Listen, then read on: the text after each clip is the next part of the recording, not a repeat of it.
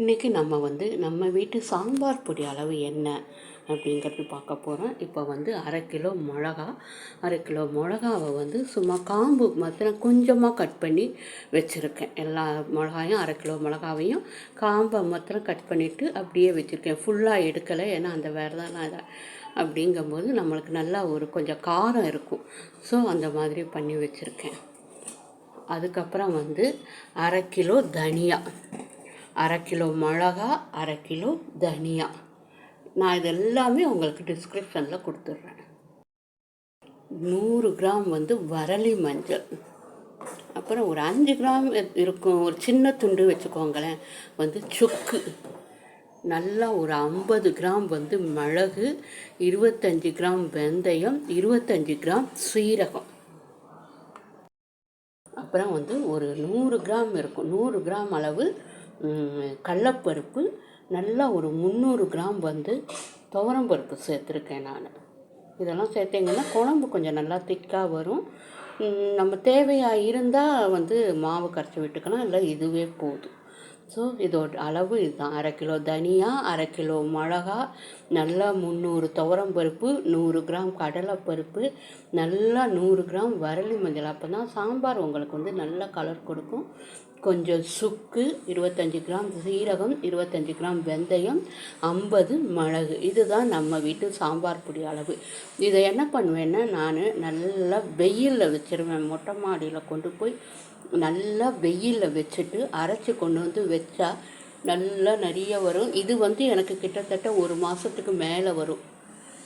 நான் எப்போவுமே கேட்ரிங் பண்ணுறதுனால நல்லா ஒரு கிலோ இல்லை 1.5 கிலோ போட்டு வச்சுருவேன். நல்லா 3-4 மாதம் வரும், ஒன்றுமே ஆகாது. நல்லா வெயிலில் வச்சு எடுத்து கொஞ்சம் ஆறினப்பதும் போய் மிஷினில் கொடுத்து அரைச்சிட்டு மாவை அந்த அரைச்ச பொடியை, சாம்பார் பொடியை நல்லா ஆற விட்டுட்டு எடுத்து டப்பாவில் போட்டு ஃப்ரிட்ஜிலலாம் வைக்க மாட்டேன். நான் வெளியிலேயே தான் வச்சுருப்பேன், க்ளோஸ் பண்ணிவிட்டு. அப்பப்போ நான் சமையலுக்கு மாத்திரம் ஒரு சின்ன டப்பா பாட்டிலில் எடுத்து வச்சுப்பேன். ஸோ அந்த மாதிரி பண்ணி பாருங்கள், ஒன்றுமே ஆகாது. சப்போஸ் வெயில்லாம் எதுவும் கிடையாது, மழை நாளில் சில சமயம் அரைக்க வேண்டி வந்ததுன்னா என்ன பண்ணுவேன்னா, எல்லாத்தையும் கொஞ்சமாக எண்ணெய் விட்டு தனித்தனியாக வறுத்து எடுத்துடுவேன். மிளகாவையும் வறுத்து எடுத்துப்பேன். தனியாலாம் ட்ரையாகவே வறுத்துக்கலாம். இந்த சாமான்லாம் ட்ரையாகவே வறுத்துக்கலாம், எண்ணெய் வேணும் கிடையாது. வேணும்னா கொஞ்சமாக எண்ணெய் விட்டு வறுத்து எடுத்துக்கோங்க, இல்லைன்னா நல்லா ட்ரையாக வறுத்து எடுத்துட்டு மிளகா மாத்திரம் ஒரு ட்ராப் எண்ணெய் விட்டு நல்லா வறுத்து எடுத்து மிஷினில் அரைச்சி வச்சுக்கோங்க. மழை நாளில் இல்லை வெயிலே வராது அந்த மாதிரி ஊரில் இருக்கும் அப்படின்னுங்கன்னு நீங்கள் இந்த மாதிரி செஞ்சு வச்சுக்கோங்க. இல்லை மைக்ரோ அவனில் நல்லா இது பண்ணி சூடு பண்ணி கூட நீங்கள் அரைச்சி எடுத்துக்கலாம். இந்த அளவு போட்டிங்கன்னா உங்களுக்கு சாம்பார் சூப்பராக இருக்கும். இதுதான் நான் எங்கள் வீட்டில் நாங்கள் யூஸ் பண்ணுற அளவு இதுதான். இது உங்களுக்கு கூட கம்மி வேணும்னா நீங்கள் பார்த்துக்கோங்க, கணக்கு பண்ணி அரைச்சி எடுத்துக்கோங்க. நான் இதை அரைச்சிட்டு உங்களுக்கு பொடியை நான் காமிக்கிறேன்.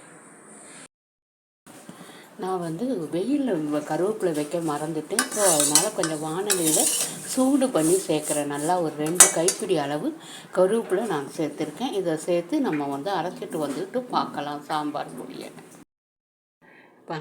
நம்ம சாம்பார் பொடி அரைச்சிட்டு வந்தாச்சு. நல்லா கலராக இருக்குது பாருங்கள். உங்களுக்கு வீடியோவில் ஒரு மாதிரி மஞ்சளாக தெரியுதுன்னு நினைக்கிறேன். எனக்கு ஒரு மாதிரி ஆரஞ்சு கலரில் இருக்குது.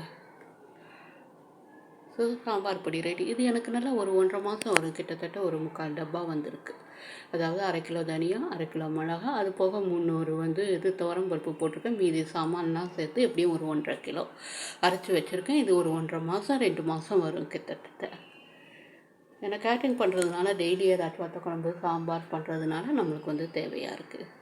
ஸோ ரெடி, சாம்பார் பொடி ரெடி. இதுதான் எங்கள் வீட்டு அதாவது என்னோடய செய்முறை. இதை நீங்கள் ட்ரை பண்ணி பாருங்கள், எப்படி இருக்குதுன்னு சொல்லுங்கள். டேஸ்ட்டாக இருக்கா? சாம்பார், வத்த குழம்பு எல்லாத்துக்குமே நீங்கள் யூஸ் பண்ணிக்கலாம்.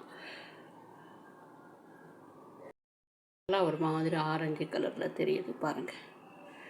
ஸோ இதை ட்ரை பண்ணி பாருங்கள். இந்த அளவை ட்ரை பண்ணி பாருங்கள், எப்படி இருக்குன்னு சொல்லுங்கள். நான் உங்களுக்கு இன்னொரு நாள் ரசப்பொடி அளவும் இதே மாதிரி போடுறேன். மீண்டும் ஒரு நல்ல வீடியோவில் உங்களை சந்திக்கிறேன். தேங்க்யூ.